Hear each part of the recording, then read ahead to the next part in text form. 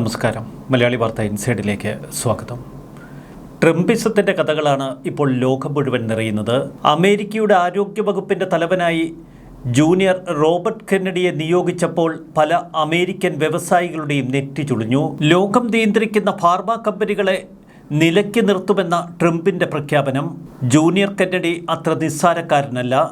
അനാവശ്യ വാക്സിനുകൾക്കെതിരെ, അനാവശ്യ ചികിത്സകൾക്കെതിരെ, മരുന്നുകൾക്കെതിരെ കൃത്യമായ നിലപാടെടുത്ത വ്യക്തിയാണ്. ഏറെ വിവാദങ്ങൾ ഉയർത്തിവിട്ട അദ്ദേഹത്തിന് തന്നെ ആരോഗ്യവകുപ്പ് സുരക്ഷിതമായി ഏൽപ്പിച്ചു കൊടുത്തു ട്രംപ്. ഇപ്പോഴിതാ ഏറ്റവും പുതിയ പ്രഖ്യാപനം. അമേരിക്കയിലുള്ള 11 ദശലക്ഷം അനധികൃത കുടിയേറ്റക്കാരെ താൻ അധികാരത്തിലേറിയാൽ ദിവസങ്ങൾക്കുള്ളിൽ പുറത്താക്കുമെന്നാണ് ഡൊണാൾഡ് ട്രംപ് പറയുന്നത്. നിയമപരമായ അനുമതിയില്ലാതെ യുഎസിൽ താമസിക്കുന്ന കുടിയേറ്റക്കാരെ കൂട്ടത്തോടെ നാടുകടത്തും. ഇതിനുവേണ്ടി അമേരിക്കയിൽ ഒരു അടിയന്തരാവസ്ഥ പ്രഖ്യാപിക്കും. സൈന്യത്തെ ഉപയോഗിച്ചാവും ഈ കൂട്ട നാടുകടത്തലെന്ന് ഡൊണാൾഡ് ട്രംപ് ഉറപ്പിച്ചു പറയുന്നു. താൻ അധികാരത്തിലെത്തിയ ഉടൻ തന്നെ ഇത്തരമൊരു നാടുകടത്തൽ പദ്ധതി ആരംഭിക്കുമെന്നും ഡൊണാൾഡ് ട്രംപ് പറയുന്നു. അമേരിക്കൻ പ്രസിഡന്റിന്റെ കസേരയിലിരിക്കുന്ന അതേ ദിവസം തന്നെ താൻ തുടക്കമിടും. കുറ്റവാളികളായ അനധികൃത കുടിയേറ്റക്കാരെയാവും ആദ്യം നാടുകടത്തുക. പിന്നീട് നിയമപരമല്ലാതെ അമേരിക്കയിൽ താമസിക്കുന്നവരെ കൂട്ടത്തോടെ നാടുകടത്തും. പ്രസിഡന്റ് തെരഞ്ഞെടുപ്പിന്റെ അവസാന മണിക്കൂറുകളിൽ ഡൊണാൾഡ് ട്രംപ് ഉയർത്തിയ മുഖ്യ മുദ്രാവാക്യം ഇതുതന്നെയായിരുന്നു. അനധികൃത കുടിയേറ്റക്കാരെ അമേരിക്കൻ മണ്ണിൽ വച്ചുപുറപ്പിക്കില്ല. അമേരിക്കയെ പൂർണ്ണ സുരക്ഷിതമായ രാജ്യമാക്കുമെന്നായിരുന്നു ട്രംപിന്റെ പ്രഖ്യാപനം. അനധികൃത കുടിയേറ്റക്കാർ ആക്രമിക്കുകയും കീഴടക്കുകയും ചെയ്ത എല്ലാ നഗരങ്ങളെയും പട്ടണങ്ങളെയും ഞാൻ രക്ഷിക്കും. ഈ ക്രൂരന്മാരെ, രക്തദാഹികളെ, കുറ്റവാളികളെ ഞാൻ ജയിലറയ്ക്കുള്ളിൽ അടയ്ക്കും. അതിനുശേഷം അവരെ എത്രയും പെട്ടെന്ന് ഈ രാജ്യത്ത് നിന്ന് പുറത്താക്കും. ഇതായിരുന്നു തെരഞ്ഞെടുപ്പുകളിൽ മുഴങ്ങിക്കേട്ട ട്രംപിന്റെ മുഖ്യ മുദ്രാവാക്യം. വ്യക്തമായ പദ്ധതിയാണ് ഇതിനുവേണ്ടി അമേരിക്കൻ പ്രസിഡന്റ് ആകാനൊരുങ്ങുന്ന ഡൊണാൾഡ് ട്രംപ് തയ്യാറാക്കുന്നത്.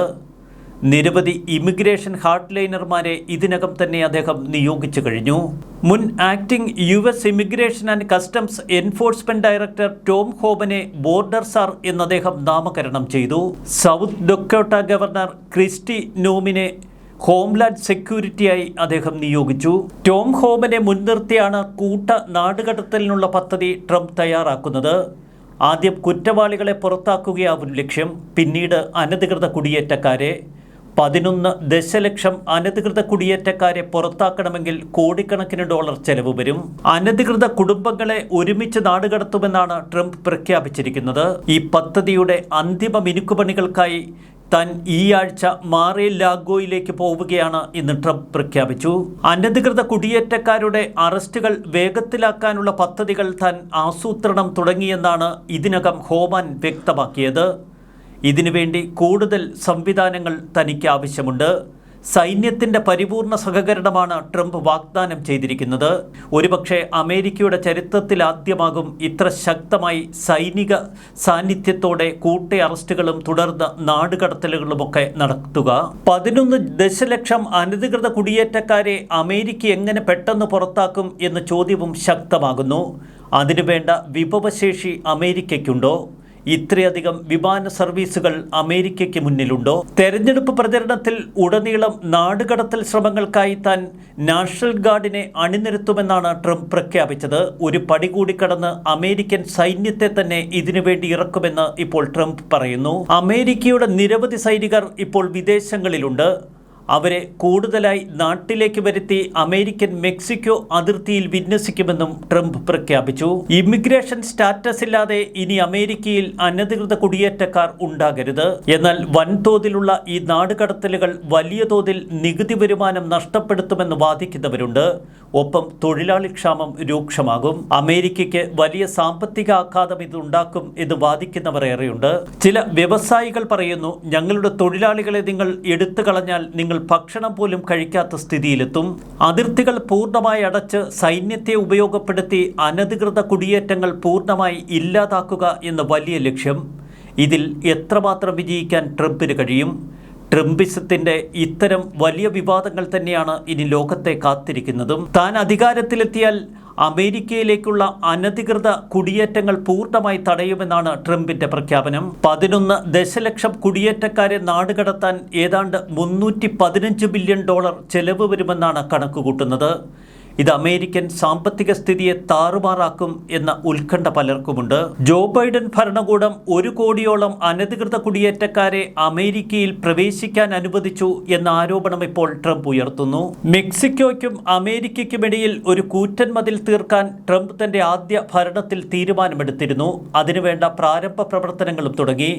ഇപ്പോൾ ഈ പദ്ധതിക്കായി കൂടുതൽ ശ്രദ്ധയൂന്നുകയാണ് ട്രംപിന്റെ ലക്ഷ്യം. അമേരിക്കയിലെ അധോലോക സംഘങ്ങളുമായി കുടിയേറ്റ സംഘത്തിന് വലിയ ബന്ധമുണ്ട് എന്ന് ട്രംപ് ആരോപിക്കുന്നു. അമേരിക്കയുടെ സുരക്ഷ മാത്രമല്ല, സാമ്പത്തിക സ്ഥിതിയും ഈ മാഫിയകളുടെ കയ്യിലേക്ക് പോകും. 1798 അമേരിക്കൻ പാർലമെന്റ് പാസാക്കിയ ഏലിയൻ എനിമീസ് ആക്ട് ഇപ്പോൾ പ്രയോഗിക്കാം എന്ന് ട്രംപ് ലക്ഷ്യമിടുന്നു.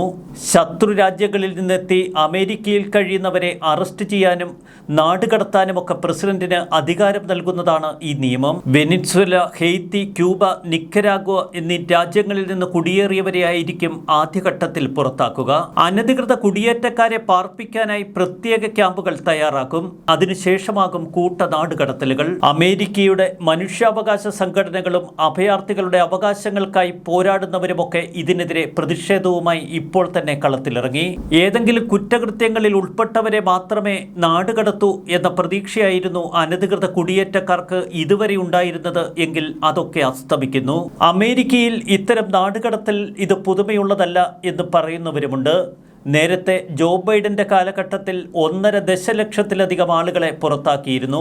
ബരാക് ഒബാമയുടെ 8 വർഷ ഭരണകാലഘട്ടത്തിൽ ഏകദേശം 3 ദശലക്ഷം ആളുകളെയാണ് അന്ന് നാടുകടത്തിയത്. എന്നാൽ കൂടുതൽ ആക്രമണോത്സുകതയാണ് ഇക്കാര്യത്തിൽ ട്രംപ് വെച്ചു പുലർത്തുന്നത്. ദേശീയ ഗാർഡും ഒപ്പം സൈനിക വിമാനങ്ങളുമൊക്കെ ഉപയോഗപ്പെടുത്തിയുള്ള ഒരു വൻ നാടുകടത്തൽ. അമേരിക്കൻ സമ്പദ് വ്യവസ്ഥയിലുടനീളം രേഖകളില്ലാത്ത കുടിയേറ്റക്കാർ ജോലി ചെയ്യുന്നു. അവരെ തടങ്കലിലേക്ക് നയിക്കുമെന്ന് ഡൊണാൾഡ് ട്രംപ് പ്രഖ്യാപിക്കുമ്പോൾ അതെത്രമാത്രം ആ രാജ്യത്തിൻ്റെ സാമ്പത്തിക സ്ഥിതിയെ ബാധിക്കും എന്ന് കാത്തിരുന്ന് കാണാം. ട്രംപിസം അതിൻ്റെ ഏറ്റവും രൂക്ഷമായ ഘട്ടത്തിലേക്ക് കടക്കും എന്നർത്ഥം. ജനുവരി 20 മുതൽ ഇനി അമേരിക്കയെ കാത്തിരിക്കുന്നത് എന്താണ്? ന്യൂസ് ഡെസ്ക് മലയാളി വാർത്ത ഇൻസൈഡ്.